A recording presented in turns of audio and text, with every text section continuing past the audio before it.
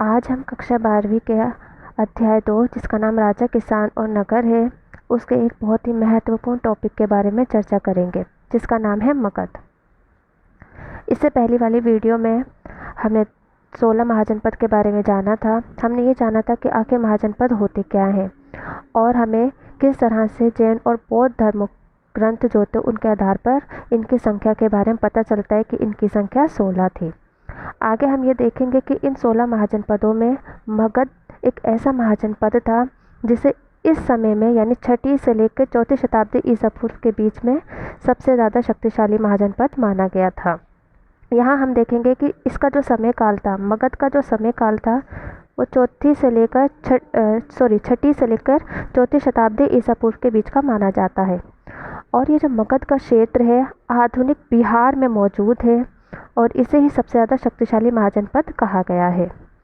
अब हम इसके कारण जानेंगे कि मगध को ही सबसे ज़्यादा शक्तिशाली महाजनपद क्यों कहा गया है। इसमें जो सबसे पहला कारण है वो ये है कि यहाँ की जो खेती की उपज थी वो बहुत अच्छी थी, जिसकी वजह से ये भी एक कारण बना। दूसरा कारण था यहाँ पर लोहे की खदानें मौजूद थी, आज के झारखंड में भी। इसके अलावा एक और कारण था, यहाँ पर लोहे की खदानें होने की वजह से उपकरण और हथियार बनाना बहुत ही आसान हो गया था। यहाँ का जो क्षेत्र था वो बहुत बड़ा क्षेत्र जंगली था जहाँ पर हाथियों की उपलब्धता थी और इन हाथियों का इस्तेमाल सेना में किया जाता था और ये हाथी जो सेना थी उसके प्रमुख अंग माने गए थे। इसके साथ ही हम ये देखेंगे कि एक कारण था यहाँ पर गंगा नदी और उसकी उपनदियों का होना, क्योंकि गंगा और इसकी उपनदियों की सहायता से आसानी से नदी मार्ग का इस्तेमाल करके आवागमन किया जा सकता था। लेकिन वहीं हम ये भी देखते हैं कि जैन और बौद्ध धर्म जो थे उनके अनुसार या उनके लेखकों के अनुसार ये कहा गया है कि ये जो मगध था इतना जो शक्तिशाली बन रहा था उसका कारण था शासकों की नीतियाँ। शासकों की अच्छी नीतियों की वजह से ही मगध इतना शक्तिशाली बना था। और उन्होंने कुछ शासकों के नाम भी बताए, जैसे बिंबिसार, अजातशत्रु, महापद्मनन। ये कुछ ऐसे शासक थे जिनकी वजह से जो महाजनपद में मगध था वो इतना शक्तिशाली बना था। अब हम ये देखेंगे कि जो मगध था सबसे पहले इसकी राजधानी कौन सी थी। आरंभ में इसकी राजधानी राजगृह थी, जिसे आधुनिक बिहार में प्राकृत भाषा में राजगीर के नाम से जाना जाता है, जिसका अर्थ था राजाओं का घर। ये जो राजगृह थी या राजगृह का जो क्षेत्र था ये पहाड़ियों के बीच में बसा हुआ था और चारों तरफ से किलेबंद था। बाद में जाकर इस राजगृह की जगह यहाँ की राजधानी को बदल दिया गया और अब यहाँ की राजधानी लगभग 4ठी शताब्दी ईसा पूर्व के आसपास पाटलिपुत्र को बना दिया गया था, जिसे अब हम पटना के नाम से जानते हैं। और इसको राजधानी बनाने का एक कारण यह था क्योंकि यहाँ से गंगा के रास्ते से, जो गंगा का नदी मार्ग था, उसके रास्ते से आसानी से आवागमन हो सकता था और इसकी जो स्थिति थी बहुत अच्छी थी। इस कारण से अब राजगृह को हटाकर पाटलिपुत्र जो आज की पटना है उसे यहाँ की राजधानी बना दिया गया था। अब आगे हम ये पढ़ेंगे कि जिस तरह मगध राज्य का विकास हो रहा था उसी तरह उसी समय एक नए साम्राज्य का भी उदय हो रहा था और वो नया साम्राज्य था मौर्य साम्राज्य। और इस साम्राज्य की नींव जिसने डाली वो थे चंद्रगुप्त मौर्य। इन्हीं को मौर्य साम्राज्य का संस्थापक माना जाता है। इन्होंने लगभग 321 के ईसा पूर्व के आसपास मौर्य साम्राज्य की नींव डाली थी। ये जो शासन था यह साम्राज्य था पश्चिमोत्तर अफगानिस्तान से लेकर बलूचिस्तान तक के क्षेत्र में फैला हुआ था और इन्हीं के पोते थे अशोक, जिन्हें इस साम्राज्य का सबसे अधिक प्रसिद्ध शासक माना गया था। और अशोक ने ही कलिंग पर विजय प्राप्त की थी। कलिंग जो उड़ीसा क्षेत्र में है उस क्षेत्र पर अशोक ने ही विजय प्राप्त की थी। इसके बाद हम ये देखेंगे कि मौर्य वंश के बारे में जो हमें जानकारी देते हैं वो कौन कौन से प्रमुख स्रोत हैं जिनसे हमें मौर्य साम्राज्य के बारे में जानकारी मिलती है। इसमें सबसे पहले तो हमारे सामने आते हैं पुरातात्विक प्रमाण। पुरातात्विक प्रमाणों में हमारे सामने आती है मूर्तिकला। मूर्तिकला के माध्यम से हमें मौर्य साम्राज्य के बारे में जानकारी मिलती है। इसके अलावा उस समय की जो रचनाएं थी उनसे भी हमें मौर्य साम्राज्य के बारे में जानकारी मिलती है और उनमें सबसे पहले है मेगस्थनीज द्वारा लिखी गई उसकी पुस्तक जिसका नाम था इंडिका। इसके साथ साथ और भी स्रोत थे जैसे कि अर्थशास्त्र चाणक्य या कौटिल्य के द्वारा लिखी गई थी, और कौटिल्य जो थे वो चंद्रगुप्त मौर्य के मंत्री थे।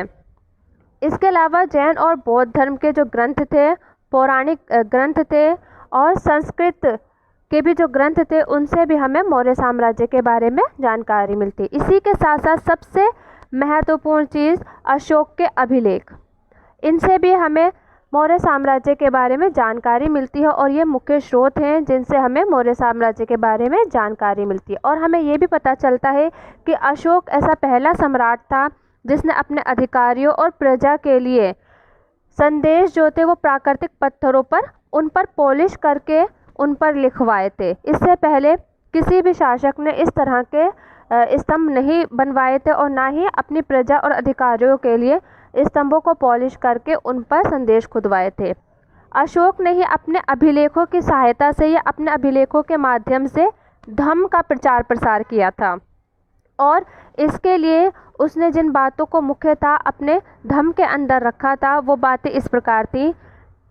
इसने कहा कि हमें हमेशा बड़ों का आदर करना चाहिए, सन्यासियों और ब्राह्मणों के प्रति जो हमारा व्यवहार है वो अच्छा यानी उदारता वाला होना चाहिए।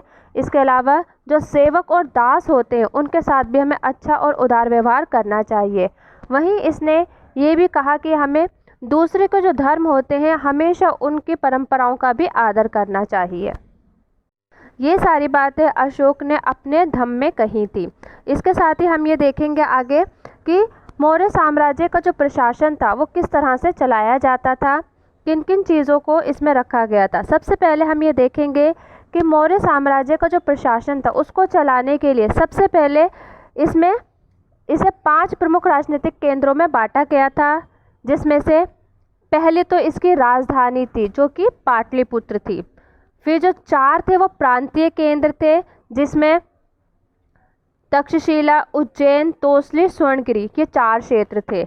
यानी 5 प्रमुख इनके राजनीतिक केंद्र थे जिनसे ये लोग अपना प्रशासन चलाते थे, जिसमें एक पहली राजधानी थी और 4 प्रांतीय केंद्र थे, और वो थे तक्षशिला, उज्जैन, तोसली और स्वर्णगिरी।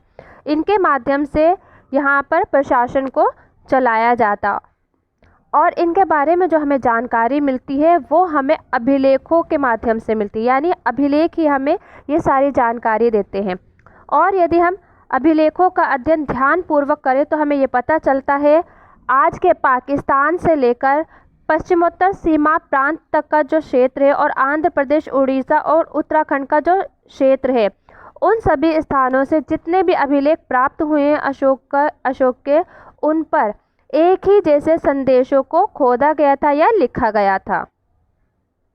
और एक चीज़ और जो इन क्षेत्रों में देखी गई थी कि साम्राज्य के अंदर जितने भी क्षेत्र थे,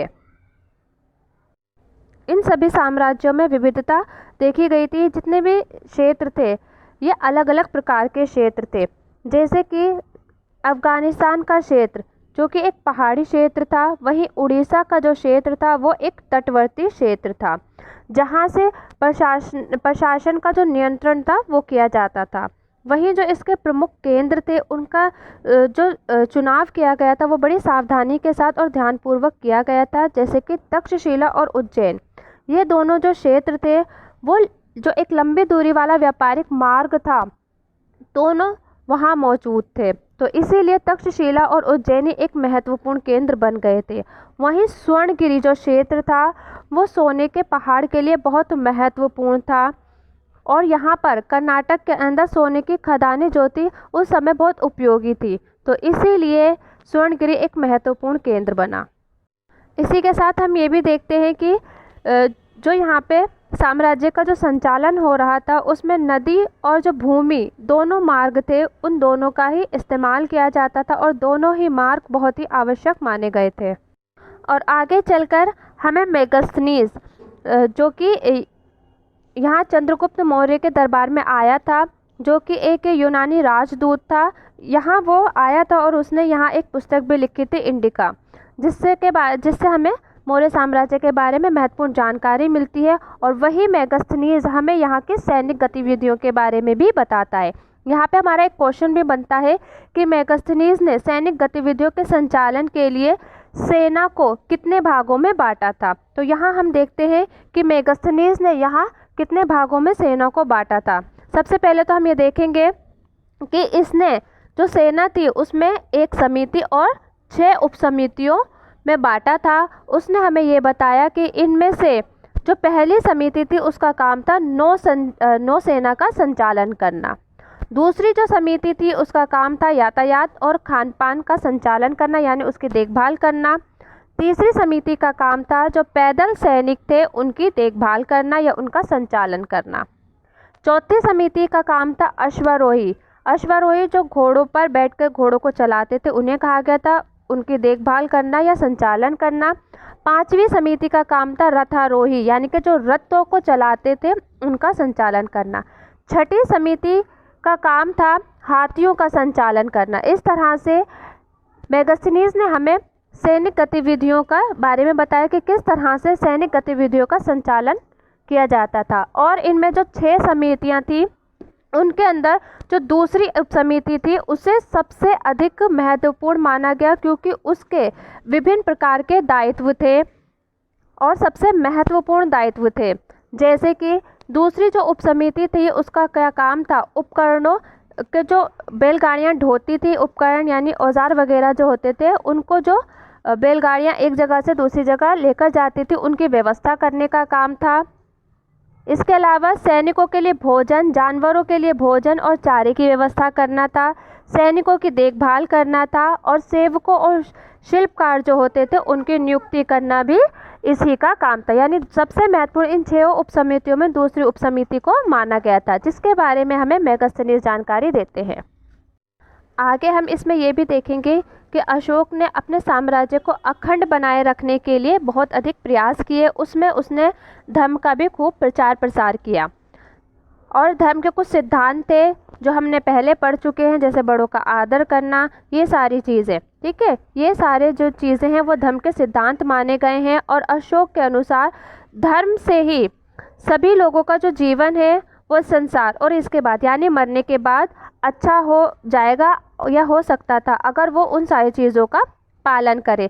और इसीलिए धर्म के प्रचार प्रसार के लिए अशोक ने धम्म महामात नाम के एक विशेष अधिकारी की भी नियुक्ति की थी।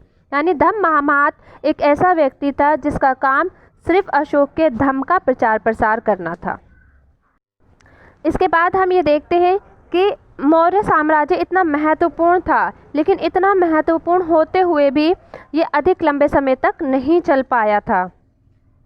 इतना महत्वपूर्ण और इतना शक्तिशाली होने के बावजूद भी केवल 150 सालों तक ही ये अपना शासन कर पाया था उपमहाद्वीप के अंदर। फिर जैसे जैसे इसका विघटन होता चला गया, वहीं पर नए राजे रजवाड़े जो थे वो अस्तित्व में आते गए और उन्होंने आगे चलकर एक नए सिद्धांत यानी राजे रजवाड़े जो थे उनकी स्थापना करनी शुरू करती थी। जैसे जैसे इसका अंत होता चला गया, वहीं अन्य क्षेत्रों में, अलग अलग क्षेत्रों में विभिन्न सरदारियां और सरदार और राजा उभर कर आने लगे थे।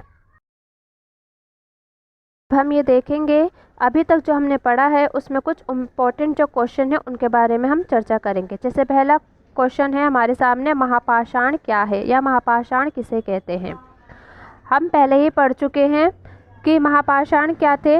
बड़े बड़े पत्थरों से जो कब्रें बनाई गई थी या ढांचा या स्ट्रक्चर बनाया गया था उसे महापाषाण कहा गया था। इन्हें कब्रों के ऊपर रखा जाता था और इसके साथ ही हमने ये भी देखा कि इसके अंदर लोहे के उपकरण और औजारों को भी दफनाया जाता था।